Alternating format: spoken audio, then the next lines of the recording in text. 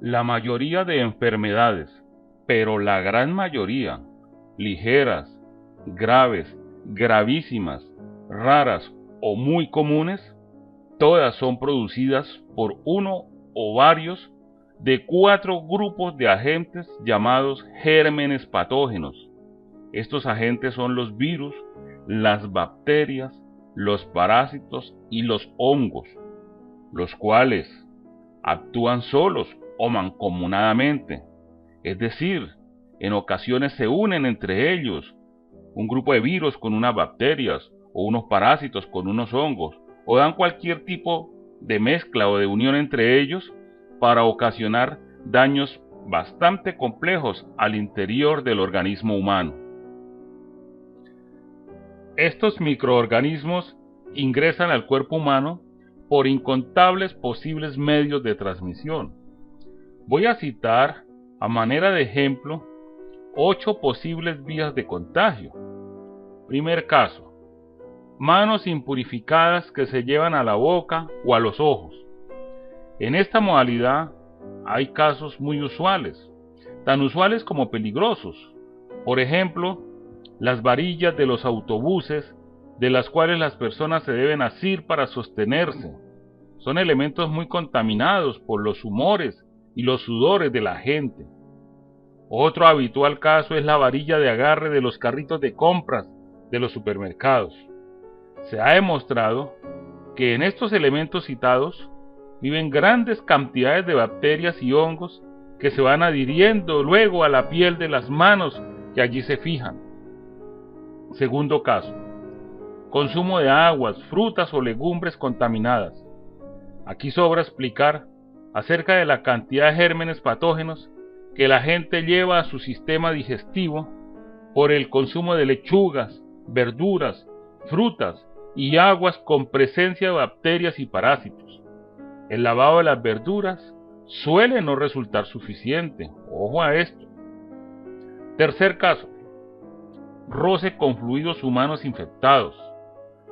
Aquí se hace alusión al contacto con la saliva, con el sudor, con sangre y con flujos genitales, entre otros. Un beso en la boca con intercambio de saliva es suficiente contacto para el intercambio de virus y bacterias, algunas de las cuales pueden ser nocivas. Y ni qué hablar de las relaciones sexuales plenas. Cuarto caso: extrema cercanía con personas contagiadas que permita la transferencia respiratoria de vapores recién exhalados. Este es el caso, por ejemplo, del transporte masivo con sobrecupo, en donde las personas respiran y exhalan sus vapores con mucha cercanía entre unas y otras. Las discotecas, conciertos y aglomeraciones en ceremonias religiosas también son muy propicias para este intercambio de aires y vapores con contenido de gérmenes patógenos. Quinto caso: contacto con lodos o sedimentos infecciosos. Se trata de las personas que por su trabajo o por falta de cuidado entran en contacto con aguas detenidas, lodos negros o sedimentos de alcantarillas. Sexto caso: consumo de leches, carnes y pescados crudos. Podemos decir que este punto no necesitaría explicación. Lo cierto es que la alimentación con carnes, pescados y leches crudas son un vehículo perfecto para que los gérmenes patógenos lleguen hasta un organismo humano. Se dice que el limón cocina la carne y los pescados. Es posible que produzca un sabor parecido al del alimento cocinado con calor, pero está lejos de ser el elemento desinfectante que produce el efecto aséptico requerido. Séptimo caso: contagio adquirido en centros hospitalarios y similares. Incluso en odontologías que no han practicado la correcta esterilización a todas sus herramientas, pueden producirse importantes contagios de enfermedades. Octavo caso: manoseo de animales que pudieran ser portadores de gérmenes patógenos. Mascotas, perros, gatos, animales silvestres, animales salvajes, que en un momento dado pudieran ser portadores de algún virus, de alguna bacteria o de algún parásito, y que al entrar en contacto directo con ellos, se lo pudieran transmitir a las personas con los que entran en contacto. Y de aquí en adelante muchas posibles vías de contaminación existen en el mundo real, y sobre todo cuando se tienen pocos cuidados. El hecho de que un germen patógeno ingrese a un cuerpo humano no es sinónimo, ojo, no es sinónimo de que necesariamente se anide en él. Si ese humano tiene correctas todas las medidas de pH de sus órganos, el germen morirá y abandonará ese organismo, pues los niveles óptimos de pH del ser humano resultan nefastos y venenosos para los gérmenes patógenos. Y aquí algo importantísimo: las personas son presas del anidamiento de patógenos solo si sus órganos o algunos de ellos se han apartado de los niveles óptimos de pH. Esta desviación de los niveles de pH también puede producir disfunciones glandulares. Ahora bien, teniendo en cuenta que al inicio de este video se explicaba que la causa última o inmediata para casi todas las enfermedades son los gérmenes patógenos actuando en nuestro organismo, y ahora decimos que los gérmenes patógenos, es decir, los virus, las bacterias, los parásitos y los hongos, solo pueden vivir y prosperar en nuestro organismo únicamente cuando tenemos descuadrados nuestros niveles ideales de pH, e igualmente estamos afirmando que los desfases de los niveles óptimos de pH también pueden conllevar disfunciones glandulares con todo lo que ello implica. Entonces, ¿qué podemos observar o deducir? Pues que la causa primaria o embrionaria de las enfermedades no es otra que la pérdida de los niveles perfectos de nuestras medidas de pH en uno o varios de nuestros órganos. Así de sencillo. La repito, la causa primaria o embrionaria de las enfermedades no es otra que la pérdida de los niveles perfectos de nuestras medidas de pH en uno o varios de nuestros órganos. El pH es la medida de alcalinidad o de acidez de una sustancia o de un componente orgánico, y nosotros, las personas, descuadramos nuestros niveles de pH de nuestros órganos por alguna de las siguientes principales causas. No son las únicas, pero son las más conocidas, y casi siempre la tendencia del desfase es hacia la zona ácida, es decir, volvemos ácidos nuestros órganos. Y bien, las causas a las que me refería son las siguientes. Primera causa del descuadre del pH: la permanente respiración en atmósferas y ambientes contaminados con smog. Smog es el caso de las personas que están en contacto permanente con atmósferas viciadas por emisiones de gases de escape vehiculares o industriales. Bastante común, ¿verdad? Segunda causa del descuadre del pH: el inadvertido consumo de los nitritos y preservantes que mantienen el buen estado entre comillas, de las carnes en conserva y los embutidos.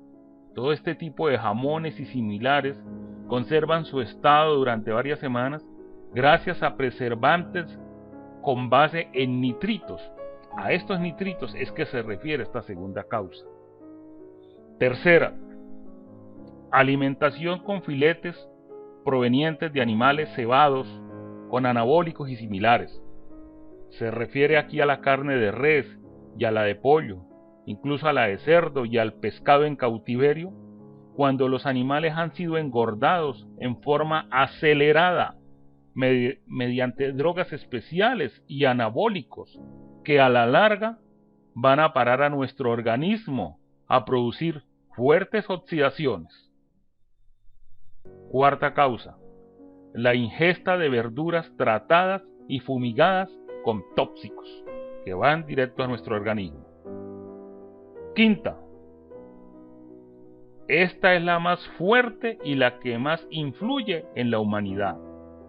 El estrés por excelencia y los problemas emocionales.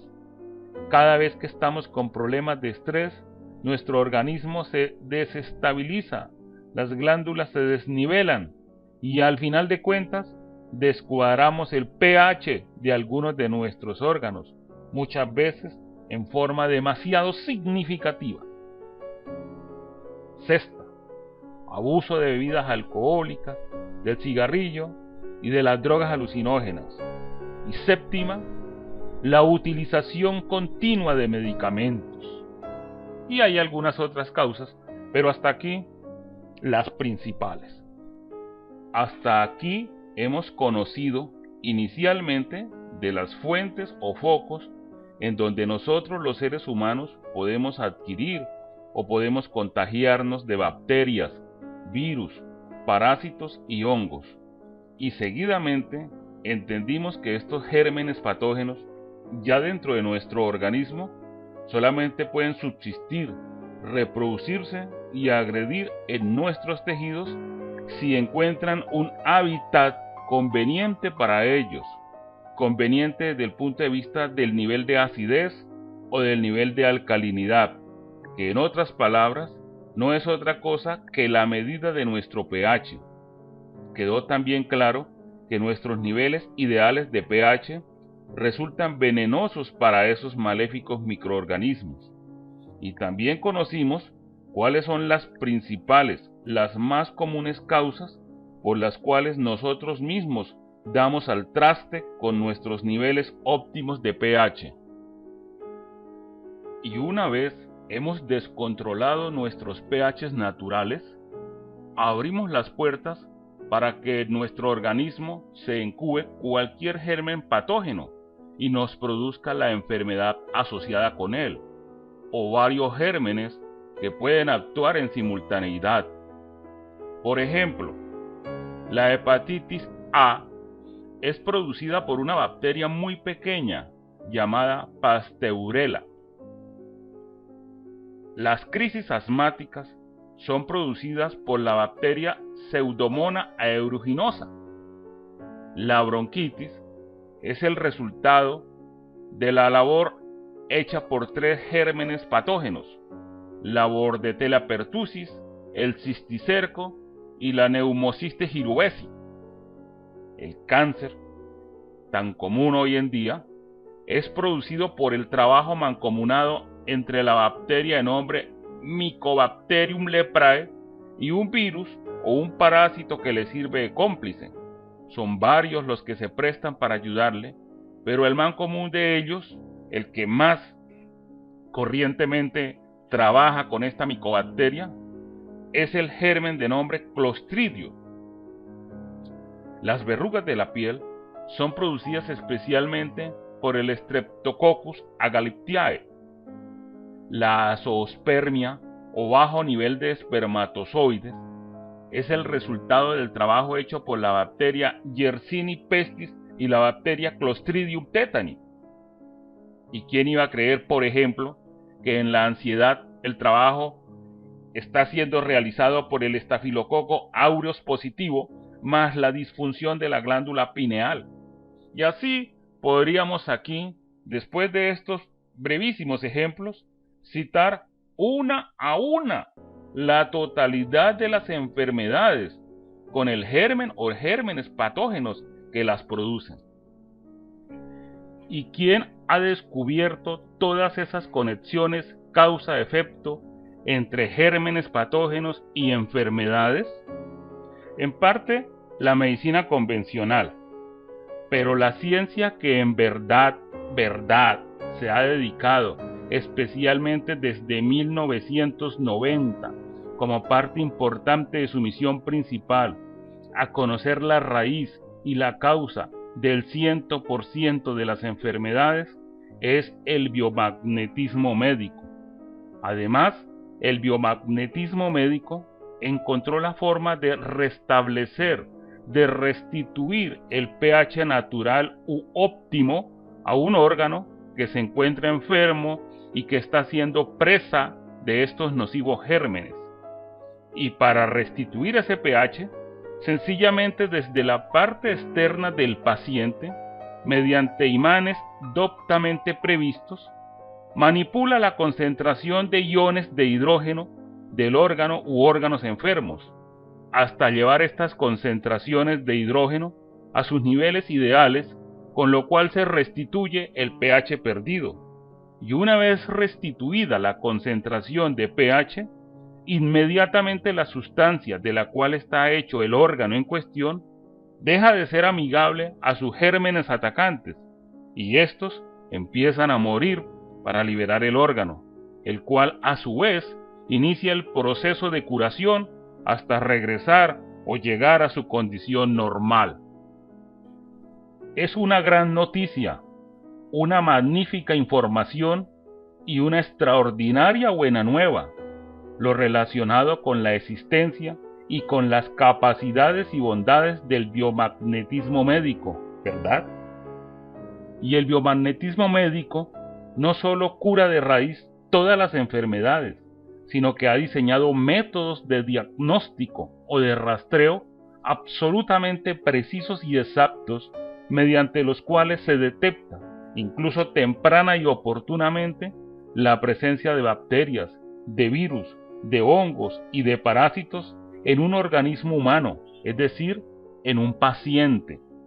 Así, conociendo el germen o gérmenes patógenos que atacan a una persona, se determina con absoluta precisión cuál es la verdadera enfermedad de la cual padece y, por ende, el tratamiento eficaz para regresar a la normalidad esa condición de enfermedad, de dolencia, de padecimiento, de infección o de indisposición.